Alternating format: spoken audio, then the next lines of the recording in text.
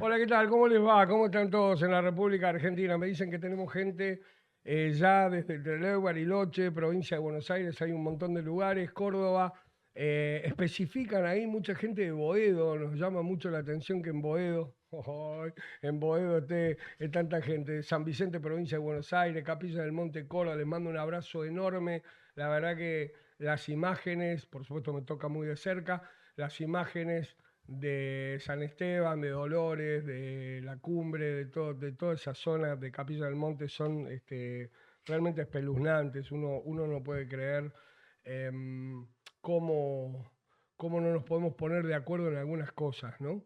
Em, Prácticamente estamos viviendo una época de la impotencia y la desazón, eso de sentir que estás bastante solo, que estamos en una orfandad preocupante.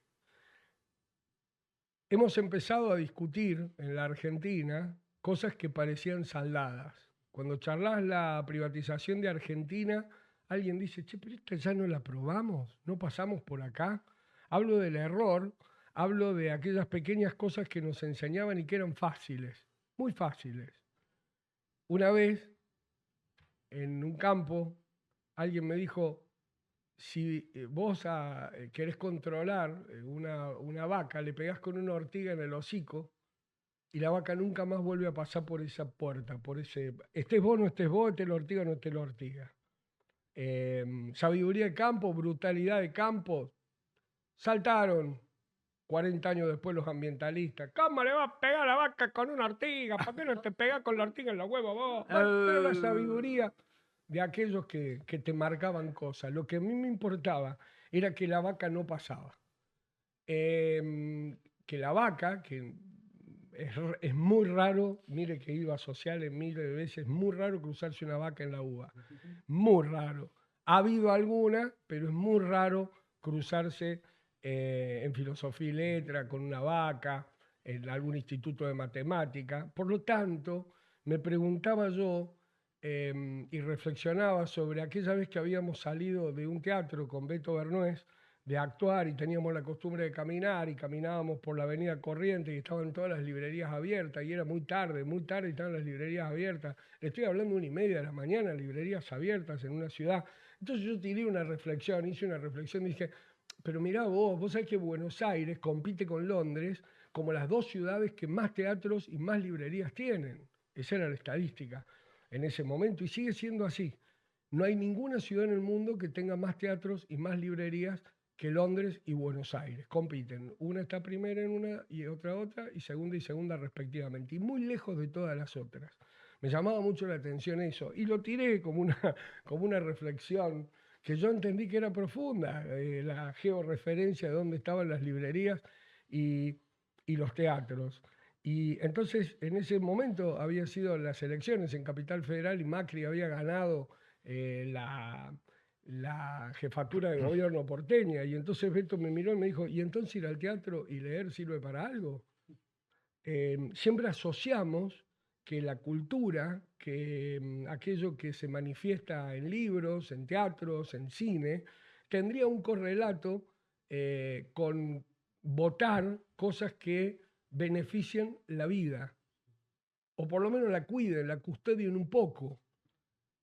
Es bastante decepcionante encontrarnos todos los días con que eso, lejos de haber sucedido, ha involucionado. Construimos un ser absolutamente aislado de todo contacto humano que tenga que ver con el abrazo, no solo con el distinto, sino con el que necesita. Hace poco se reflexionaba sobre el dar o el tener, ¿no? ¿Cuándo sos feliz? ¿Cuándo sos feliz? ¿Sos feliz en el dar o sos feliz en el tener? ¿Sos feliz cuando tenés la posibilidad de viajar, cuando tenés la posibilidad de cambiar el auto, cuando tenés la posibilidad de salir a comer a donde querés, cuando podés decidir algunas cosas en el tener, o sos feliz en el dar? Claro, pero para dar hay que tener, te dice uno. Mentira. La gente más solidaria es la que está más cagada. Hoy cuando entrábamos a la radio, a este streaming, nos cruzamos con Carlos Caramelo, con una de las personas que organiza una feria. Y yo le pregunté, che, ¿se vende? Y me dijo, no, nada. Me dice, no, no se vende, no, la gente no tiene un mango. Ella viene todos los domingos a traernos un regalo para el invitado. Hoy se lo va a llevar Rafael Bielsa. Otros días eh, hemos entregado sus alfajores, sus regalitos de la feria que hacen en un montón de compañeros. Y yo pensaba, esta mina se viene hasta la radio a dar ese regalito, a contarnos lo cagada que está la gente, y nosotros entramos a hacer este programa y nos olvidamos de que esa persona ahora se va a tomar una cantidad de medios de transporte, y escuchó bien, cantidad de medios de transporte, para volver a su casa a hacer esos alfajores. Pero en la mitad del relato, ella nos contaba, a Carlos y a mí, que cómo iba incrementándose las ollas de comida de la gente. Ella decía, yo antes hacía una olla de 100 litros y ahora hago una de 100 y dos de 40 y cada vez es peor. Y tal vez el paisaje de Milei, el paisaje de esta época de gobierno, sea muy difícil que entre concienzudamente en cualquier editorial que pueda hacer yo. Y porque la vida quizás de muchos de nosotros ha cambiado, pero no ha cambiado tanto. No ha cambiado tanto. En las clases medias suele cambiar, pero no cambia tanto. No cambia tanto. Y entonces, en ese sector de la sociedad, donde sí cambió mucho, donde la diferencia es comer o no comer, para que lo digo de nuevo, donde la diferencia es comer o no comer, donde la diferencia es que esa persona entiende a Maradona como su dignidad. Y nosotros siempre lo vamos a entender como un gran jugador de fútbol que puteó a la FIFA y que se cagó en la tapa del piano. Para esa gente, Diego no es lo mismo que para nosotros. Para esa gente que va a ver un hijo yéndose a dormir con hambre, la rosca política le importa 3 carajos. Todo lo que nosotros vamos con panelistas televisivos a mostrarle a la gente lo malo que es Milei y su hermana, lo brutos que son, que es una cosa tan palpable como la mesa en la que estoy haciendo este programa,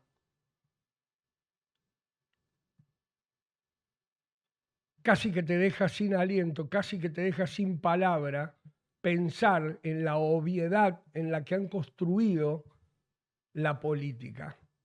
Hace poco tuve la suerte de ir a una municipalidad y el jefe de gabinete de esa municipalidad estaba mirando una pantalla gigante, pero muy gigante. Imagínense Black Mirror, imagínense una película de estas películas de ciencia ficción, estas películas. Ya sé que la tecnología, usted sabe lo que es un televisor grande, pero yo le estoy hablando de una pared de video.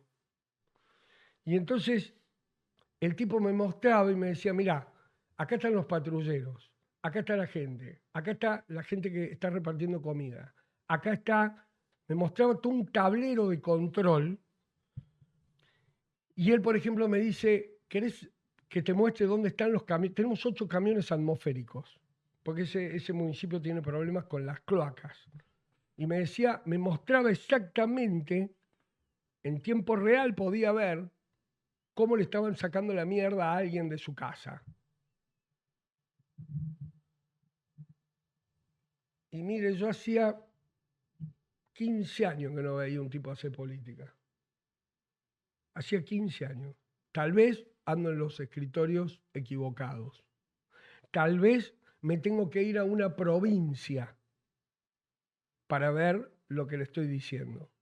Cuando me mostraron el proyecto de Internet para Todos en La Rioja, yo dije, pará, no todo es Elon Musk, no todo es la pelotudez y andar siendo un olfa de Galperín que anda hablándole a los emprendedores. Acá hay alguien que le habla a la gente, que le habla al pueblo. ¿Cómo vamos a quedar? ¿Cómo vamos a salir de este desastre?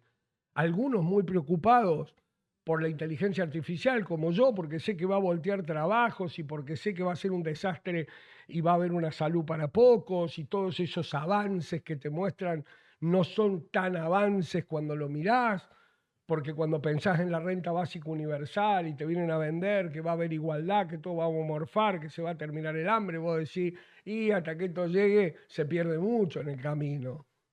¿Qué hacemos con el que tiene hambre hoy? ¿Qué hacemos? Y alguien esta mañana desayunando me dice, che, están todos coincidiendo en que Milei ya fue. El problema no es Milei, el problema somos nosotros, me dijo. Y yo agarré, me atraganté con una media luna y dije, ¿cómo que el problema somos nosotros si no estamos gobernando? Y me dijo, Max, no tenemos opción, no le estamos dando una opción a la gente. El problema es otro, el problema está en otro lugar. Y entonces me puse a reflexionar sobre el problema.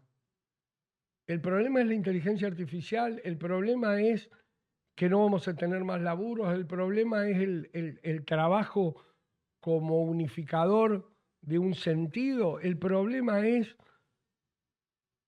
que la clase media está cambiando dólares, el problema es que este tipo con una horda de brutos, la mitad brutos y la mitad delincuentes, y alguien diría que podría salir mal si la mitad son delincuentes y la mitad son brutos. El problema es uno solo. El problema es uno solo. Tanto los progresistas como esta horda de hijos de puta, lo que te quieren hacer creer es que todo se soluciona con esta política. Y esa política no tiene ningún tablero de control. Esa política debe ejercerse desde otro lugar. Si no somos capaces de mirar las provincias en las cuales hoy gobierna otra tendencia a la de Milei y hacen en lo que se puede un humanismo y algo a mirar, y hablo de la provincia de Buenos Aires, hablo de Formosa, hablo de La Rioja, hablo de La Pampa, si no somos capaces de ver eso es porque no somos federales, es porque abandonamos el federalismo para siempre, es porque lo único que nos interesa es ser un unitario que desde la capital federal se cocina con los problemas de la clase media de un lugar altamente privilegiado si lo miramos en relación con las provincias atrasadas de la Argentina. Yo creo que esto debe llamarnos a una reflexión profunda de para qué hacemos política. Nos pasamos años, y en esto Carlos tiene mucho más que ver en la historia que yo, diciendo vamos mal porque no tenemos plan, y se nos cagaban de la risa, nos decían ¿qué plan? Y la única respuesta que obteníamos era que nos echaran de una radio, por solo decir hay que tener un plan. Ahora, esos mismos progres que no querían el plan, que querían que Massa ganara a cualquier precio, no importaba lo que tuviéramos que pagar, no importaba. Éramos un judío de Brooklyn rematando edificios a cualquier precio porque venía una inundación. Vamos ya, dame la guita ya. Sin embargo, pagamos el precio más alto que se puede pagar en la política, que es abandonar el sentido de para qué haces política. Y a mí me van a seguir echando, me van a echar de los streaming, me van a echar de la radio, me van a pagar, voy a terminar con un megáfono en una esquina, lo sé, por eso siempre les agradezco cuando vienen al teatro, porque además del humor hablamos de estas cosas. Y alguien me dijo, Max, hay que surfear la ola, hay que surfear la ola, hay que surfear la ola cuando vienen estos tiempos, mejor guardarse, hacé chistes. Claro, hijo de puta, si vos no tenés hambre, si yo tampoco tengo hambre, si sabemos lo que vamos a comer la semana que viene, ¿cómo no va a ser cómodo hacer chistes? Pero cuando voy a esas municipalidades, cuando voy a esas provincias, donde la gente me muestra un tablero de control y me habla de un camión atmosférico que está sacando la mierda de una casa, que antes era en lugares muy humildes y ahora ya entra en la clase media, que está pidiendo el camión atmosférico porque cuesta 50 lucas y no las tiene, y veo la profunda crisis que viene de abajo hacia arriba, digo, no, ¿sabes qué? Seguí echándome de todas las radios. Seguí echándome. Nada hay más importante, nada hay más importante que la dignidad, que entender la ciencia, que entender la tecnología, que entender cómo nos pega realmente cada una de las actividades humanas. El arte en sus distintas disciplinas, la ciencia en sus distintas disciplinas, la tecnología en sus distintas aplicaciones. Nada hay más importante que hacer política. Si no, recordar a Néstor Kirchner es al pedo. Bienvenidos al programa.